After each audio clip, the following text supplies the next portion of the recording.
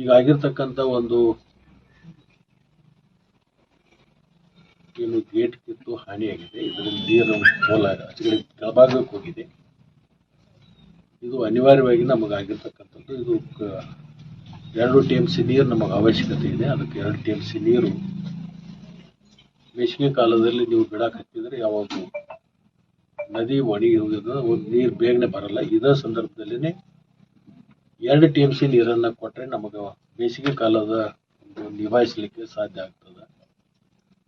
ಅದಕ್ಕೆ 2 TMC ನೀರನ್ನು ನಮಗೆ ಕೊಡಬೇಕು ಅಂತ ಹೇಳಿ ಅವ್ರಿಗೆ ವಿನಂತಿಯನ್ನು ಮಾಡ್ಕೊತೀವಿ.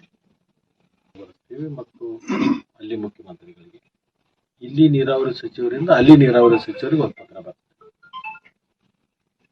ಈ ಪತ್ರ ವ್ಯವಹಾರ ಮಾಡಿಕೊಂಡು ಈ ತಿಂಗಳ ಕೊನೆಗೆ ಅಥವಾ ಮುಂದಿನ ತಿಂಗಳ ಮೊದಲನೇ ವಾರ ಮಹಾರಾಷ್ಟ್ರದ ಮುಖ್ಯಮಂತ್ರಿಗಳ ಸಮಯವನ್ನ ನಿಗದಿಪಡಿಸಿಕೊಂಡು ಈಗೇನು ನಮ್ಮ ಮಹಾರಾಷ್ಟ್ರ ಗಡಿಯಿಂದ ಹಿಪ್ಪರಗಿ ಬ್ಯಾರೇಜ್ವರೆಗೆ ಎಡಕ್ಕೆ ಮತ್ತು ಬಲಕ್ಕೆ ಬರ್ತಕ್ಕಂಥ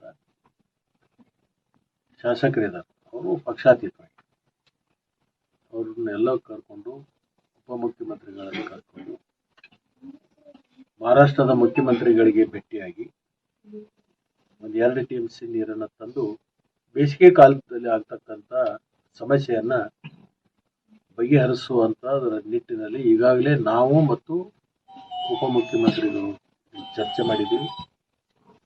ಸಮಯ ನಿಗದಿ ಆದ್ಮೇಲೆ ಖಂಡಿತವಾಗಿ ನಾವು ಹೋಗೋಣ. ಕೊಡ್ಲಿಕ್ಕೆ ಒಪ್ಪದೇ ಹೋದ್ರೆ ಅವ್ರೇನಾದ್ರೂ ಹಣಕಾಸನ್ನು ಚಾರ್ಜ್ ಮಾಡೋದಾದ್ರೆ ಅದನ್ನ ನಮ್ಮ ರಾಜ್ಯ ಸರ್ಕಾರದಿಂದನಾದ್ರೂ ತುಂಬಿ ನೀರು ತರುವಂತ ಕೆಲಸ ಮಾಡೋಣ ಅಂತಕ್ಕಂಥದ್ದನ್ನ ಬೃಹತ್ ನೀರಾವರಿ ಸಚಿವರು ಆಗಿರ್ತಕ್ಕಂಥ ನಮ್ಮ ಪಕ್ಷದ ಅಧ್ಯಕ್ಷರು ಮತ್ತು ಈಗಿನ ಉಪಮುಖ್ಯಮಂತ್ರಿಗಳಾಗಿರ್ತಕ್ಕಂಥ DK ಶಿವಕುಮಾರ್ ಅವರು ನಮಗೆ ಭರವಸೆ ಕೊಟ್ಟಿದ್ದಾರೆ. ಇದನ್ನ ಸಂಪೂರ್ಣವಾಗಿ ನಾವು ಮುಖ್ಯಮಂತ್ರಿಗಳಿಗೂ ಕೂಡ ನಮ್ಮ ರಾಜ್ಯದ ಸನ್ಮಾನ್ಯ ಸಿದ್ದರಾಮಯ್ಯ ಸಾಹೇಬರಿಗೂ ಕೂಡ ಇದ್ರ ಬಗ್ಗೆ ಮನವರಿಕೆಯನ್ನು ಮಾಡಿ ಅವ್ರ ಮುಖಾಂತರ ಮಹಾರಾಷ್ಟ್ರದ ಮುಖ್ಯಮಂತ್ರಿಗಳಿಗೂ ಮಾತನಾಡಿಸುವಂಥದ್ದನ್ನು ಮಾಡ್ತೀವಿ. ನಾವು ಡೆಲಿಗೇಷನ್ ಹೋಗ್ತೀವಿ.